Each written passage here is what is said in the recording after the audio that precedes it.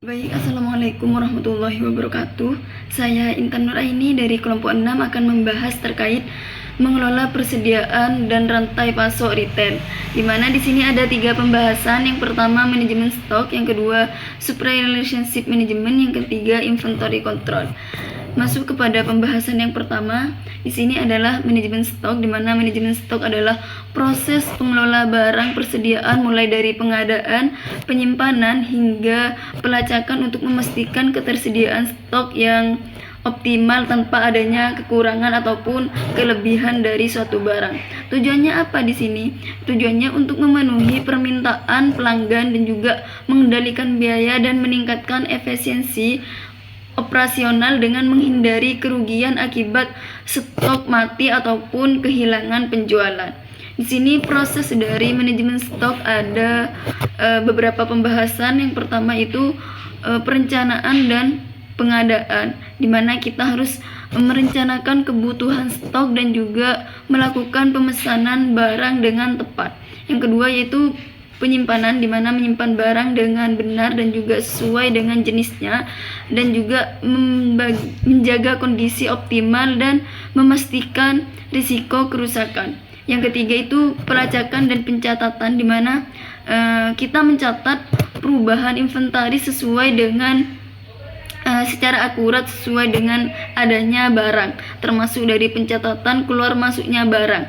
Yang keempat itu pengendalian, di mana kita mencatat dan juga memantau, mengelola dan stok mati barang yang keluar ataupun barang yang tidak laku, serta memastikan jumlah yang tepat untuk memenuhi permintaan dari konsumen.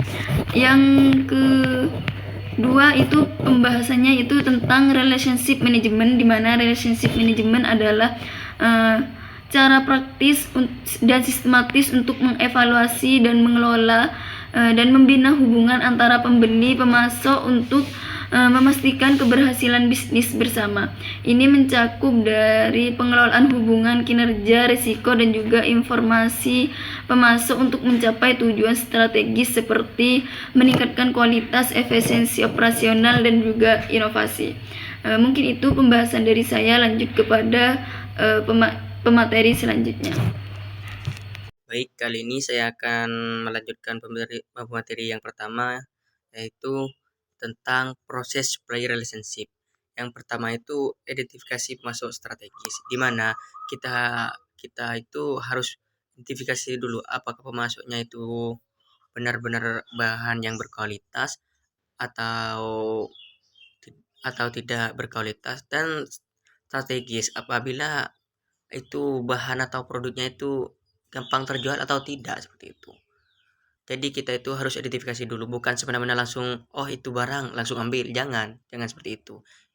Nanti apabila seperti itu, nanti penjualannya itu yang makin, cara menjualnya itu yang nanti kalau tidak strategis. Yang kedua itu evaluasi seleksi pemasok.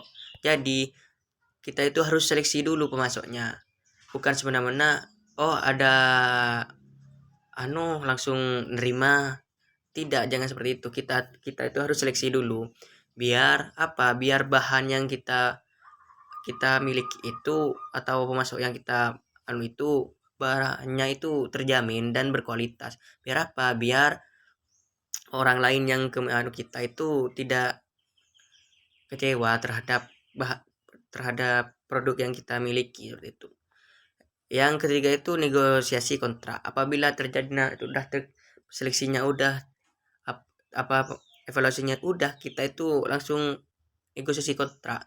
Di mana negosiasi kontrak itu kontraknya itu harus bagaimana? Apakah kontrak setiap minggunya itu harus terjual bagaimana, atau setiap minggunya harus kirim berapa, seperti itu. Itu negosiasi kontraknya, tergantung kontrak yang kita ajukan, seperti itu. Yang keempat itu pengembangan kemitraan. Jadi apabila udah negosiasi kontrak, kita itu harus mengembangkan mitranya, di mana mitra itu biar tidak stok-stok di sana. Jadi biar ada perkembangan, tidak cuman standar standar anunya itu tidak selalu rendah, biar ada pengembangan. Biar apa? Biar perusahaan itu makin besar seperti itu. Yang kelima itu pelaksanaan dan pemantauan kinerja. Jadi apabila udah pengembangan kemitraan udah, kita itu harus pemantauan kinerja, apakah kinerja mitra itu berjalan dengan baik atau tidak. Seperti contohnya kayak tok patok gitu. Apakah di mitra satu dan dengan di pusat itu sama. Jadi kita itu harus pantau terlebih dahulu apakah yang di mitra itu sesuai SOP atau tidak kinerjanya. Itu. Yang keenam itu evaluasi prodik dan umpan balik. Jadi mitra itu harus dievaluasi apakah ada timbal baliknya atau umpan baliknya seperti itu. Apakah cuman enaknya ambil untungnya aja tapi yang pusat itu tidak ada impactnya, tidak ada timbal baliknya gitu, seperti itu. Yang itu umpan baliknya seperti apa. Yang kedua itu inventory control, di mana manajemen itu mengendalikan inventaris, yaitu proses mengolah persediaan secara sistematis untuk memastikan ketersediaan produk secara optimal, di mana itu menghindari kehabisan stok dan meminimalkan biaya itu seperti itu. Dan jadi seperti kita itu harus mengoptimalkan semaksimal mungkin kayak penyediaan stok, kayak stoknya itu tidak kekurangan, tidak berlebihan gitu. Terus keanggaran biaya, apakah biayanya itu terlalu banyak atau terlalu kita itu harus minimalisir seperti itu biar tidak jadi pemborosan gitu. Yang terakhir itu fitur utama sistem inventory control. Yang pertama itu pelacakan inventaris, yaitu sistem yang melaporkan jumlah inventaris, detail produk dan lokasi penyimpanan. Jadi itu sangat penting, sangat detail apakah penyimpanannya itu secara baik atau secara tidak terkontrol atau semena-mena atau tidak yang penting cuman tidak di penyimpanannya itu tidak teratur atau tidak dengan pengelolaan yang baik. Yang kedua itu check in check out, di mana melacak transfer stok dan penggerakan pesan dan pengembalian. Jadi melacak transfer itu atau stok pergerakan pesanan itu kayak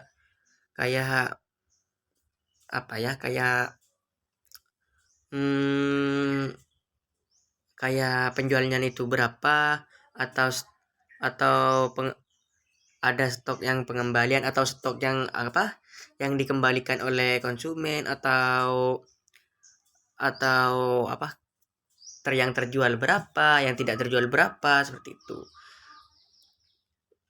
Yaitu seperti itu minimalisir yang ada di gudang, apakah di gudang itu udah terjual ada sisa seperti itu. Biar tidak terjadinya kayak yang bahan tidak terjual itu kayak expired seperti itu. Yang ketiga itu pemburuan waktu nyata atau stok jam, tangan atau menit dan menit. Jadi stoknya itu per menitnya itu apakah baik atau tidak seperti itu. Yang keempat itu notifikasi, yaitu memberi peringatan tentang stok rendah, barang kadaluarsa dan barang kelebihan stok. Lalu memesan ulang stok untuk mempertahankan inventaris yang tepat. Jadi seperti stok itu apakah harus diperingatkan, enggak kayak tim gudang itu, stoknya itu hampir habis. Jadi kita itu harus mengirim kepada manajer apakah mau membeli lagi atau menghabiskan stok yang ada, atau barang yang tidak terjual itu hampir kedaluarsa seperti itu. Kita itu harus melapor kepada manajer agar apakah yang kedaluarsa itu apakah mau ditimbun atau bagaimana atau mau mendatangkan bahan lagi. Yang terakhir itu audit dan laporan. Audit itu stok untuk melacak pola dan melaporkan hasilnya. Jadi apabila udah struktur semuanya udah berjalan dengan baik, kita itu melapor apakah hasilnya secara maksimal atau kurang maksimal. Lah apabila kurang maksimal, kita itu harus evaluasi kurang maksimalnya itu di mana. Nah, apabila udah maksimal, itu kalau bisa dipertahankan, kalau bisa dikembangkan kembali, seperti itu. Kurang lebihnya mohon maaf. Wassalamualaikum warahmatullahi wabarakatuh.